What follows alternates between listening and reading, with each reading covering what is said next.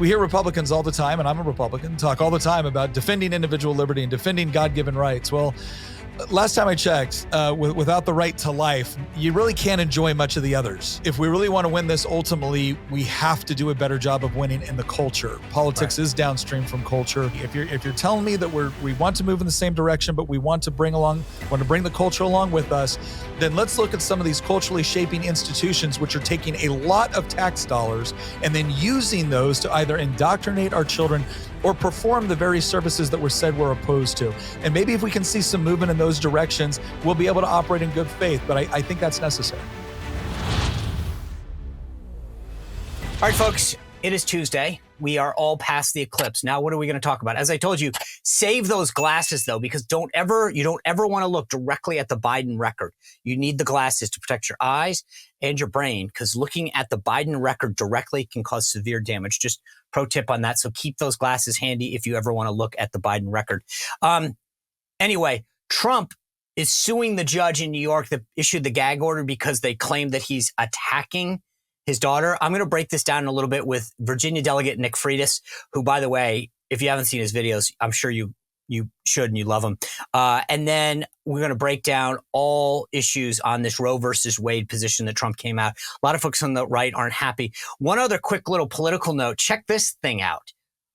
Joe Biden, for all the money they're raising, they may miss the ballot in Ohio. The convention that the Democrats have scheduled is less than 90 days when Ohio requires you to certify your candidate. They're saying we're going to fix this. Well, Ohio's view is you better move your convention because you're not going to make the statutory deadline to get on the ballot in Ohio. The Biden campaign says nothing to worry about. We're going to have to keep an eye on this, but this would be a major, major flub.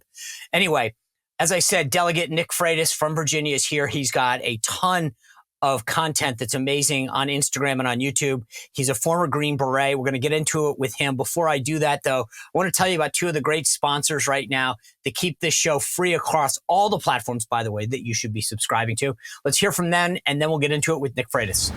Gentlemen, this one's for you. As you get older, and I know this applies to me, have you lost a step? A little less muscle, a little less energy, and a little less testosterone? Well, there's luckily an answer for us. Nugenix Total T has come out with a brand new formula, which includes Tesnor, and that is going to help replace that testosterone. It's a testosterone booster that is going to give us back that spring in our step, that energy, that testosterone that we're lacking as we get older. So if you want right now, text 231-231, use keyword Spicer. Again, keyword Spicer, just text 231 and then 231 again. Enter the word Spicer, hit that, and you're going to get a complimentary bottle of Nugenix Total T. It's the greatest thing about this is that it's all scientifically based. Most other products use generic ingredients. This is clinical grade. That's why Nugenix Total T is different and why everyone is after it. So get a complimentary bottle of Nugenix Total T when you text 231, keyword Spicer, and you'll get an extra bottle of Nugenix Thermo X. It's a fat incinerator. So you're getting a great deal here. It's a complimentary bottle of both if you text 231, keyword Spicer. Now, texting enrolls you into recurring automated text messages. Consent not required to purchase. Message and data rates may apply. This is the doctor #1 recommended brand by primary care physicians based on an independent study conducted by IQVIA 2022. Let me ask you a question. When the power goes out, are you going to be ready? And I'm talking for maybe hours, days, weeks, even months. Are you going to be ready? Check this out. That's me in my kitchen with my Patriot Power Generator 2000X. You see all the stuff that's plugged in there. If I wanted to, I could show you. It will actually power my refrigerator. That's how powerful this thing is. Now, here's the thing. It's inside, right? No fumes, no noise. You can bring it into your house. You can travel with it. So if you need a friend or a family needs help, you can be the guy that comes to the rescue. It literally powers off solar panel generators that come with it.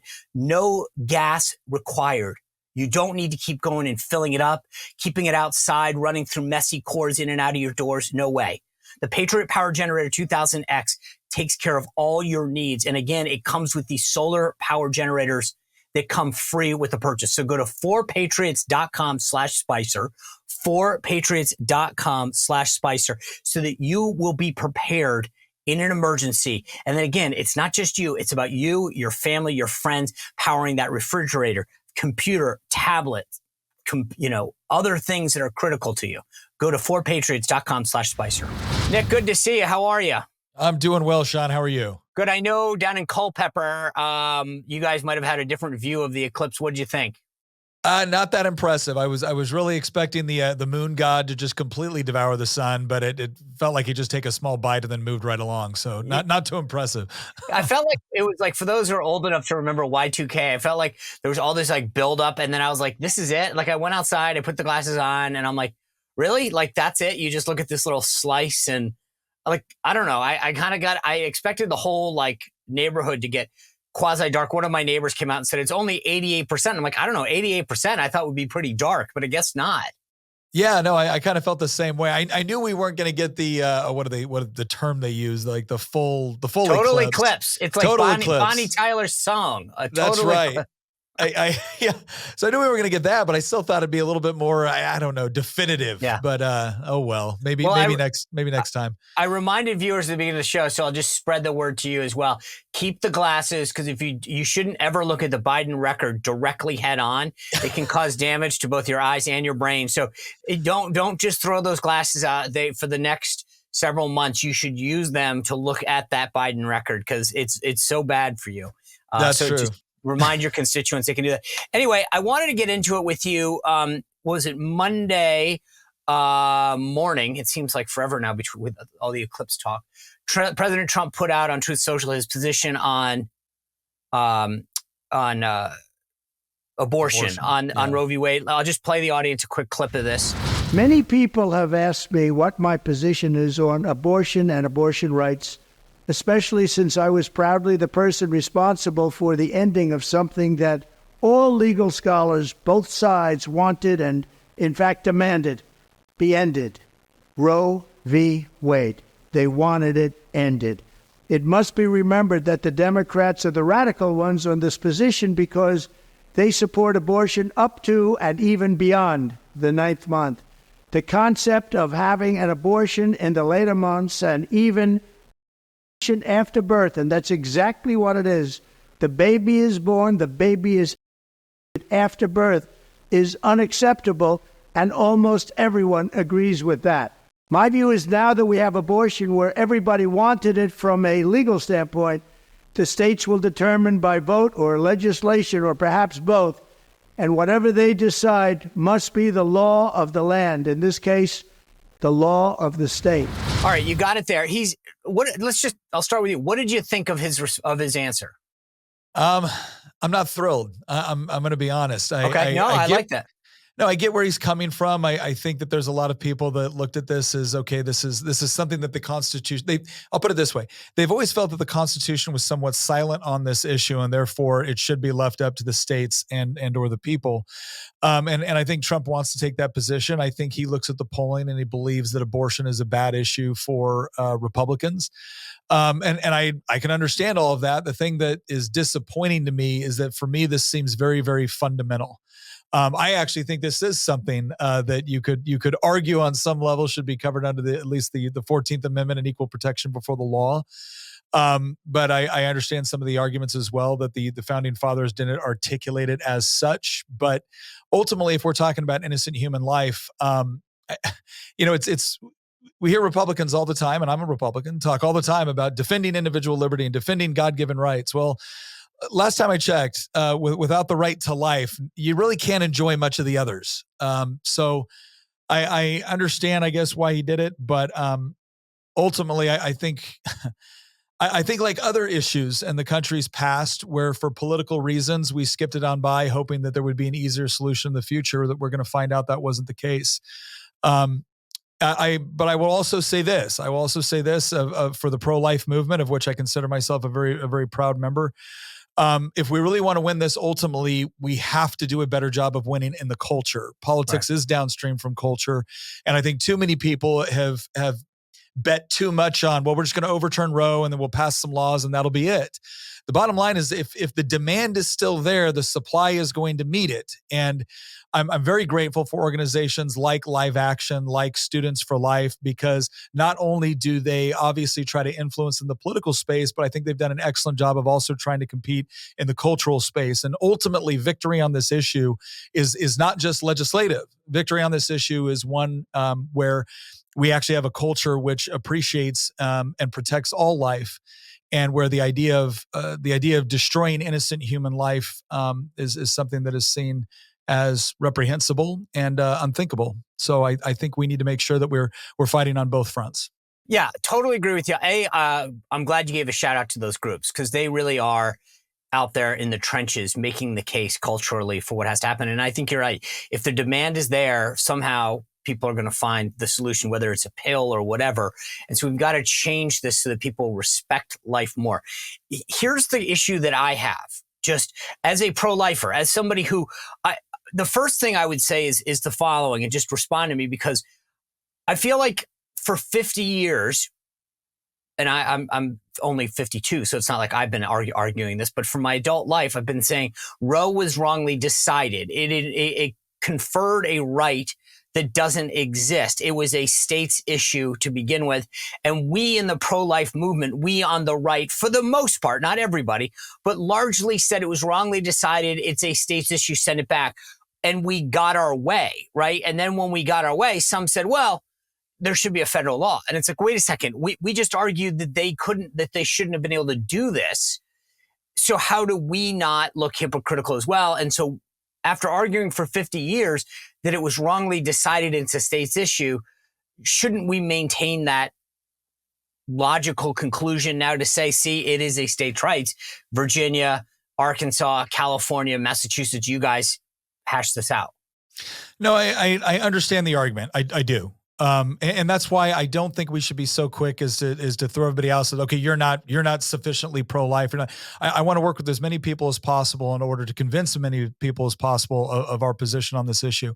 I think the argument for addressing this at the federal level then again goes to the root of what does it mean to be a human being? What does it mean to be a citizen of the United States? And what sort of rights do we insist upon being available to all citizens of the United States, regardless of the state that they live in?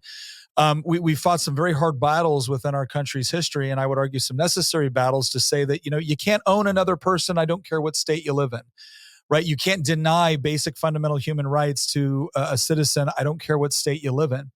And really what this ultimately comes down to is we're saying that it's perfectly legal to deny life to somebody through the same process that pretty much all of us got here, right? It's not as if we're confused about how this happens. And we're going to have to come to grips with the fact that right now what abortion is the legal destruction of innocent human life. And at this point, it's the legal destruction of innocent human life for any reason whatsoever. And I think on some sort of basic fundamental moral position, that is something that should be universal throughout the country, that we respect innocent human life and we will protect and we will defend it. And so I understand the argument for the federal, but to your point, there are a lot of people that said, again, this is about Roe v. Wade and this is fundamentally a state's issue and let's settle it there. But I would go back to many episodes in American history where we've decided that certain rights were originally left to the states. And I am somebody that has always been in favor of limiting federal power as much as possible. But I do think that if you're a human being, if you're innocent human life, are we honestly comfortable with saying that in one state you can be killed for whatever reason presented up to month 9, and in another state you can't be? Or do we think that this is something that is so fundamental to the fabric of what it means to be an American, what it means to just be a human being, that we believe that we should afford those protections and those rights wherever you are in the United States? And I side with the latter on that. I also understand that, again, I understand the practicalities of politics. And this is why I tell my friends in the pro-life movement and my friends in the abolition movement, we have to do a lot more work in the culture before we can expect the sort of legislation that you want to see, because ultimately, if you can't win the vote, then you don't get the bill. So, Right. I mean, that's the practical reality. But see, this is, and again, just so we're clear, I agree with you fundamentally. The number one job of any form of government is to protect its people. And so if you believe that it is a life, which you and I share this belief. I mean, if I look at this very logically, you either are alive or you're dead, right? Those are the only two options. And so if you are not, so when I argue with folks, and I'll say, let me ask you a question. Is a baby who is a fetus that is viable outside the womb, it can breathe on its own, is that alive or dead? And they say, well, it's obviously alive. And I say, okay, well then by law, don't we have an obligation to protect it? And therefore it is the government's right to protect it, whether it can speak for itself or not. I mean, we wouldn't act like this if somebody had some kind of physical or mental impairment. We would say this is ridiculous. It's the state, if you will, government's job to protect it. So why isn't it just because it's inside of a womb? So I'm with you on this. I just think that to your point that you were making at the end, the political reality is that it's not going to get solved, pro or con, without 60 votes in the Senate. And so right now, what is the best way to move forward and build a majority, build consensus, and build towards a world and a society where we have fewer and fewer abortions and more respect for life? And I guess that's kind of where I'm at right now. No, I understand that. And look, we've had this debate in Virginia before, and right. I always let people know exactly where I stand. I also, again, I can also look at the practicality of politics and what can you actually achieve right now. Here's what I would say. And I'm not suggesting it's a compromise position, because I'm clearly never going to compromise on this issue. I don't believe you are either, but it's a question of how do we get from A to B? And here's what I would suggest for anybody that is going to take the position that it's purely a state's issue, or it's too hot politically to be able to pick up and get everything we want right now. If you're going to make that argument, you have to show me a path that you're willing to go down in order to achieve that end state. And I think what happens right now, and the reason why so many people in the pro-life movement are frustrated, stems from this idea that it's always this idea that, well, not now. Well, we're not ready. Right. It's too hot an issue. It's going to cost us seats. And when you're talking about people who are passionate about defending innocent human life, they don't want to consistently hear that, it's just not time, especially from Republicans that they increasingly don't believe are serious, that they want to change this. And so I would say that if we're going to operate in good faith with one another, if we're going to make the argument that we got a lot more cultural work to do before we can get the legislative results that we want, well, then let's talk about what that cultural work looks like and what we're willing to do. Because I will tell you right now, there's a whole host of issues that we can work on right now, on everything from educational choice to, I don't know, maybe not giving hundreds of billions of dollars in our state and federal budgets to institutions of higher education, which are not only indoctrinating our kids and lobbying for federal college loans that they can't pay off, but also providing hospitals where they're actively encouraging abortion along with some other pretty heinous stuff to minors. These are things that we can actually start to work to push back. We should certainly be working on, we don't give a dime to Planned Parenthood. Yes. Period. The end. And so that's what I want. That's what someone like me wants to see. If you're telling me that we want to move in the same direction, but we want to bring the culture along with us, then let's look at some of these culturally shaping institutions, which are taking a lot of tax dollars and then using those to either indoctrinate our children or perform the very services that we're opposed to. And maybe if we can see some movement in those directions, we'll be able to operate in good faith. But I think that's necessary. Well, not just that, but to your point, I look at the tax code in so many ways and say it does not support healthy families. It actually, in many cases, on the welfare system, encourage fatherless homes. It doesn't encourage the people who find themselves maybe with an unexpected pregnancy to say, hey, let's give it a shot because we can give you the support. And it's not just government. I think outside help as well, the church and other organizations, making sure that we support people who choose life, who choose adoption and all these other things that can make life so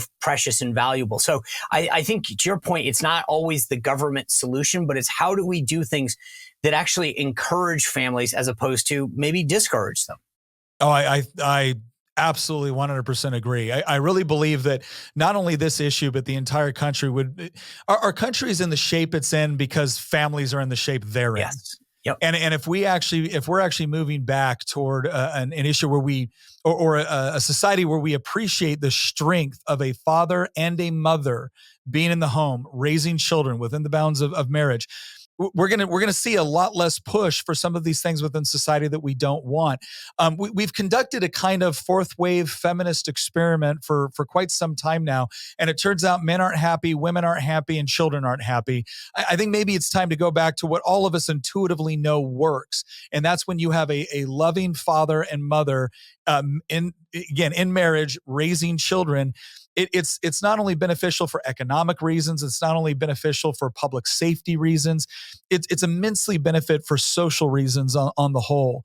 And again, it's not that the government needs to come in and try to play some sort of role. In fact, a big reason why families have broken up so much in this country is because the government has come in and tried to replace the role of the father, tried to replace the role of the extended family, tried to replace the role of the church and other civic organizations or community organizations that used to provide that support.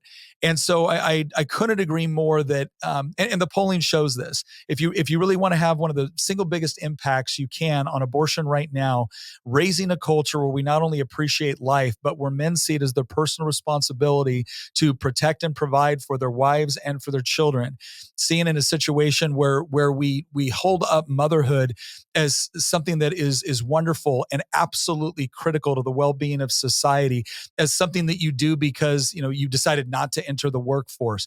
I'll tell you what, one of the biggest pleasures, one of the biggest responsibilities, one of the things I'm most proud of in my life was being able to provide for my family so that when we did have children, my wife could choose to stay and help raise the children and educate our children. And look, it was difficult. We made financial sacrifices for that, but my oldest daughter is getting married in June. My son is graduating high school this year. My youngest daughter is 16. We have an excellent relationship with our children. I have a wonderful marriage with my wife. I can tell you right now, there is absolutely nothing that the world or the culture could have ever appeased or tempted or threatened me with that would have caused me to divert from the action that we took. And I want to get back to, again, men and women recognizing what an absolute gift it is to have a loving family and to create that. And for the people that grew up without it, I've talked to a lot of young men where they've told me, Nick, that all sounds great, but I didn't have any of that modeled for me. I don't have a legacy to protect. What I usually tell them is, no, you do. It's just going to start with you. Right. Yeah. No. And congratulations on that, because I think too often that's where we are these days, is that there's not a good example to be set. And I think your daughters have clearly seen something to model going forward, the relationship that you have with your wife and how you've treated them. Well, in case you forgot, Mother's and Father's Day is coming up. And if you're looking for a very meaningful, unique, and personal gift, have I got the answer for you? Text Spicer to 87204. You just text Spicer to 87204, and I'm going to introduce you to the folks at Paint Your Life. You can go to paintyourlife.com as well if you want to check this out. Here's the deal. You get a picture just like this. Now, this is me. I don't want to give you this one. I will if you really want it, but I have a feeling you've got your own. And this is what it ends up looking like. You take the picture, you send it to them. You can even send them multiple pictures and make a compilation. Maybe you want to get the whole family together and they can't get together, or you've got a pet that you want to insert. They can do all that.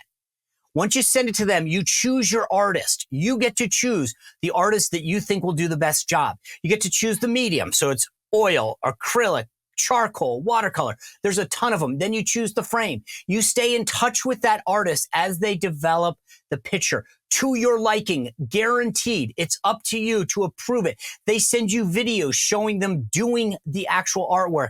Like I said, until you approve. But this is going to be the most meaningful personal gift that you could possibly give. Now, if you've got brothers and sisters, you know your parents are going to want to hang it, right? So you will become the chosen one. Do this. This is going to make an unbelievable gift. And the best part about it, like I said, is you get to choose the type, the artist, they stay in touch with you, and you fully approve it. Best of all, right now, you get 20% off. So text Spicer to 87204. Message and data rates may apply.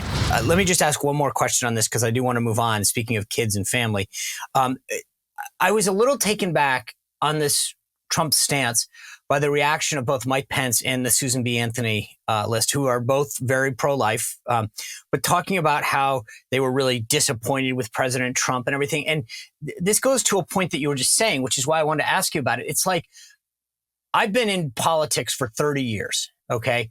And I've heard every candidate talk about, and this gets exactly to what you're talking about, this progress, right? We got to fight for this. And we go to March for Lives on the National Mall and talk about overturning Roe and doing all this. We've had President Reagan, President George H.W. Bush, President George W. Bush, as far as Republicans who are pro-life. We got a lot of promises. It was President Trump who actually fought for life in a way that no one else had. In terms of the Supreme Court justices, the other federal judges, some of the issues that are important to the pro-life community, to the religious community. It's President Trump who did that. And I was a little taken back. I get that you and I have just talked about the differences that people have had to his response. But it's like he's the guy that got us here. We wouldn't be even having this discussion about the steps forward to advance life if it wasn't for President Trump. If we didn't get the fight for those 3 Supreme Court justices, we would still be talking about repealing Roe versus Wade and the 60th anniversary of Roe being wrongly decided. Instead, we're celebrating like the 3rd anniversary of it being decided in the right direction. And I don't know, maybe I'm just sensitive on this, but the reaction, I think, of Mike Pence and others was a little overblown, in my opinion, for a guy that actually got the job done. I think for Mike Pence, there's some other factors that are influencing his response that are probably not isolated around this particular issue. I expect pro-life groups to stand strong by their position. Right. And look, here's what I'm going to say on this. I think it is perfectly appropriate for people that care passionately about this issue to be disappointed. I don't think it would be appropriate to then determine that all of a sudden President Trump is no longer our ally or no longer to be thanked or to demonstrate gratitude for the work that he did do.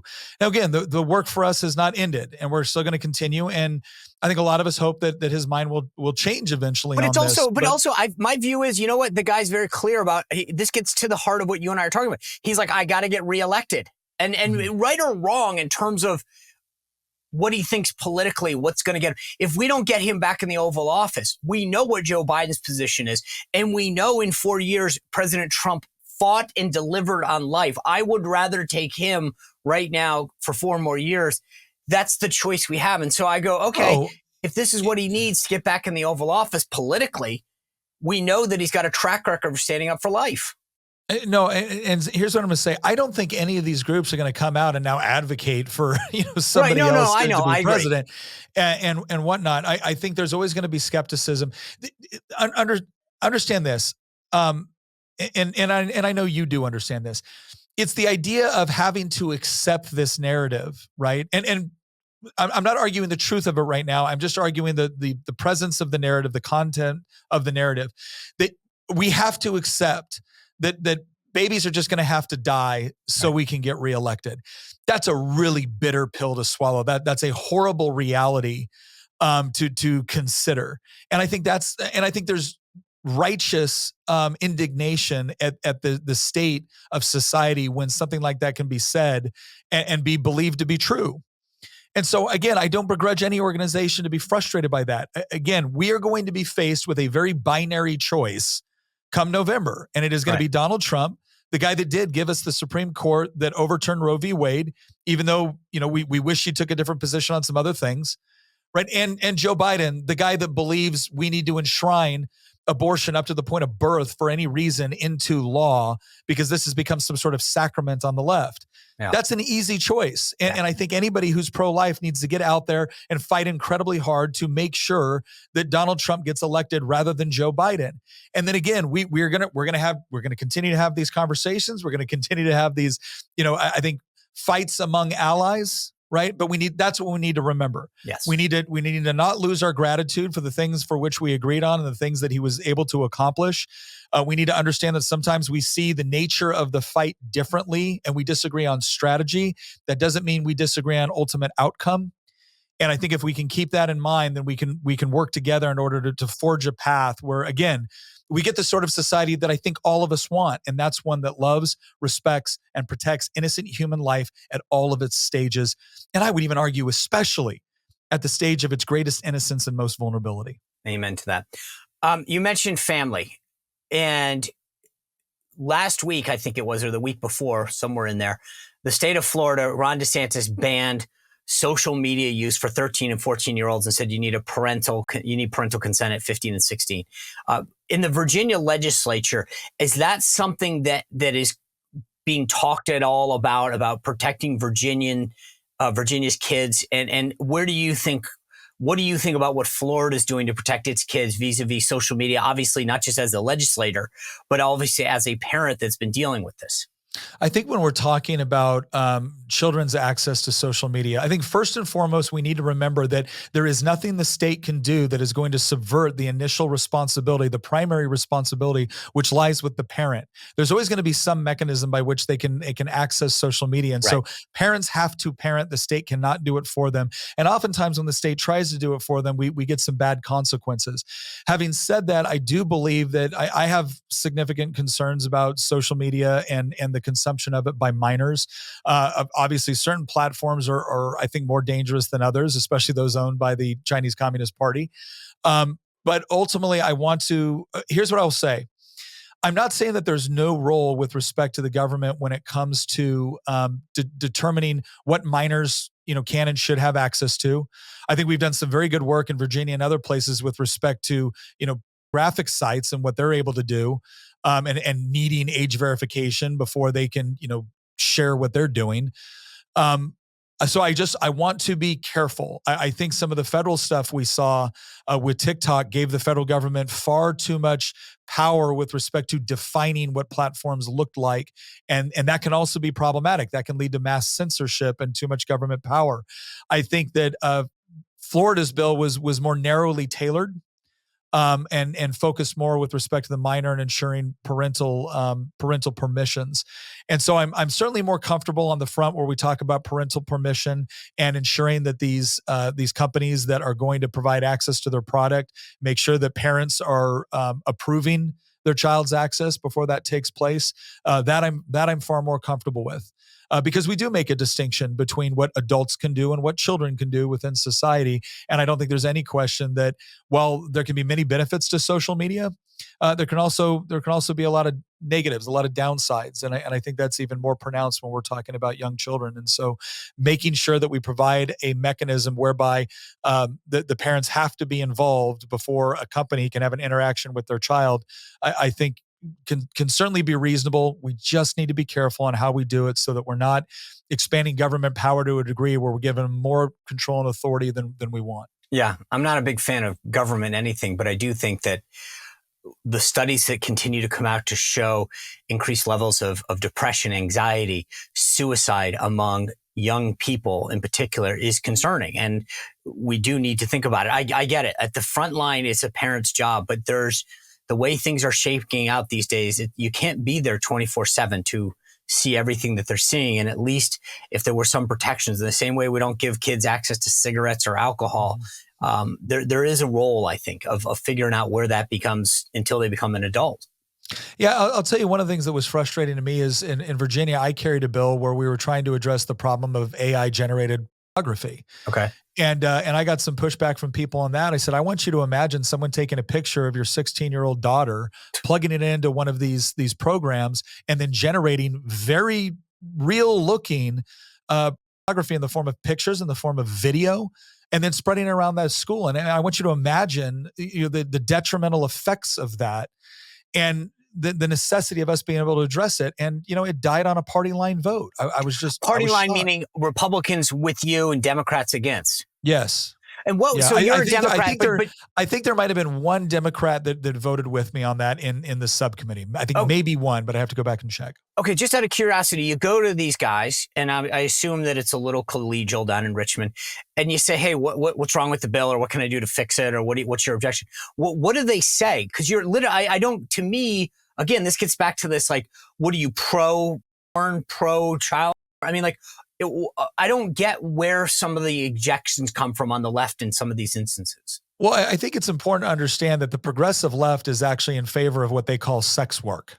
Right? They think we need to remove. Okay, but even at the, I mean, no. I'm not making that claim. Although I think we're headed in that direction. Yeah. Well, I'm gonna say this. I said this 3 years ago, and I had someone tell me that I was being crazy. I said within about 5 to 10 years, you're going to see more so-called experts and even some politicians starting to promote things that are going to get dangerously close or even cross the line over into pedophilia. We're first going to be told it's a preference that needs to be managed, and then we're going to be told that it's perfectly normal, and then we're going to be told we have to celebrate it, or we're horrible, bigoted people. In which case, like I'm sorry, that's when I fight over. If you're looking for a line where I cross over and I fight, that's it.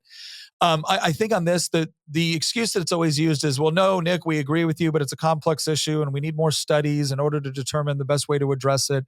Blah blah blah, and look, I'm not suggesting that in politics we don't deal with issues that are complex and might require some studying. I do think we draw some pretty clear lines when it comes to what a minor can be included in. And if we don't start getting out ahead of this right now, things are going to be created in a space, shared, lives are going to be destroyed, and there's going to be no mechanism to punish that. And quite frankly, I think we need to make sure that people understand that this is something that we're not going to tolerate. We're not going to allow this sort of AI-generated stuff to be directed toward children. And quite frankly, when I listen to some legislators, some of these nice progressive, tolerant legislators in other states talking about how, well, this is something that we need to provide for MAPS, which they refer to as minor attracted persons. The actual word for that is file. And again, you're already starting to see these conciliatory terms being used, and it's already being framed in such a way as to suggest that, well, this is just something they can't help, and it has to be managed, and we have to understand. No, I don't. I don't have to understand. I understand that it's evil, and I understand that it needs to be punished. And this ends up being another mechanism where eventually you're going to see people say, well, what's the harm if it's just AI generated? The harm is that it's once again promoting the exploitation and abuse of a minor. That's the problem. And that is exactly why we have, that's the sort of thing that this should be really, really easy to put aside partisan differences and fight for. But unfortunately, that's not the case. Again, I actually think you're right. This is just the slippery slope continues as far as what the left supports. I mean, the idea, I think back 10 years ago, if you told me then, hey, we'd allow biological males into women's bathrooms, I'd say you're nuts. That's stupid. If you told me that they could play in sport, I mean, again, I'd be like, this is silly. What do you cut it out? And now, so I think that the left keeps figuring out how to push that envelope. And I think you'll be right. I want to ask you another issue that is interesting. There was a couple weeks ago on Super Tuesday, Jen Psaki and her friends on MSNBC were joking about exit polls in Virginia. And they were joking about immigration being an issue for voters when we went to the polls. And there was a mocked, well, what are they, border West Virginia? Ha, ha, ha, ha, ha. I mean, if you look at some of these exit polls, I mean, I live in Virginia. Immigration was the number one issue. Yes. I mean, again, these could change in Virginia. Well, Virginia does have a border with West Virginia. Very, very contested area. Build the wall. You see this, in Richmond in terms of, I'm sure you get briefed all the time, legislatively looking at ways to address both fentanyl, trafficking, crime, et cetera. Where does immigration stand in Virginia as a whole? Like, what is being done? How big of a problem has it become? And when I speak of that, I obviously mean illegal immigration. How much is it affecting the Commonwealth of Virginia? It's a significant problem. We have an enormously high concentration of MS-13 in Virginia, especially around Northern Virginia. So this idea that it's something that they would laugh at, which is so typical, right? It's always the leftist elites, laughing at us poor plebs because we just don't we understand we're not near the border? Hey, I got a question, Jen Psaki. How does Mayor Adams feel about illegal immigration right now? Right. He's further away from the border than Virginia. He seems to have some difficulties with respect to the way the border is being managed. Are you going to laugh at that? What about the mayor of Chicago? What about the mayor of Denver? See, again, it's just unbridled arrogance. And part of the reason, we saw this in Virginia this year where they were trying to pass laws. They're always trying to expand the ability for people that came to the country illegally to be able to participate, whether it be on, county commissions, whether it be able to be serving as the chief of police for a local police department. These are all stuff that they tried to pass this year in Virginia that made it out of the House and Senate. And it's amazing because when we talk about people that are in the country illegally, their responses are the undocumented members of our community. Like they always come up with these that different gets back means to see. This gets back to your other example. It keeps pushing it. Undocumented members of our things, people who can't vote. Those are illegal. Like they use the language. To keep. I sat there and I looked at it. I said, "What's next?" Like, oh, that person is aggressively amorous. You mean a rapist? Like, they keep coming up with terms to try to obfuscate what's actually going on. And part of the reason why they want to remove this barrier between citizen and non-citizen, and part of the reason why they fight so hard to allow people that are in the country illegally to vote in local municipal elections, they want them to vote in county elections, is because they once again want to remove that barrier. There's a reason. I think there's a reason now why they want to try to offer more people in the country illegally to be able to serve in the military. This is part of it. I think this is part of a concerted effort. Now, Sean, here's what I'm going to tell you. I actually think in some respects, this very well could backfire on them. And I don't just mean because of citizens that are upset about this. I don't just mean because of people that immigrated correctly to the United States who are upset about people stepping in front of them in line. I also think they don't quite understand that while a lot of the people coming to the country might appreciate this notion that we're going to give you, free stuff from the government, I think that narrative, I think the narrative of the left loses very, very quickly when you tell that immigrant father or that immigrant mother, oh, and we're going to trans your kid in public school. Something tells me they're not going to be down with that. and so I really think the left has made a major miscalculation in some of the things that they're doing right now.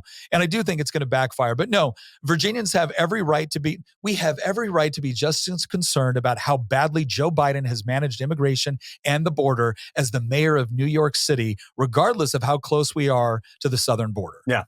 I want to, yesterday, President Trump sued the judge in New York that is overseeing the hush money case. He sued Judge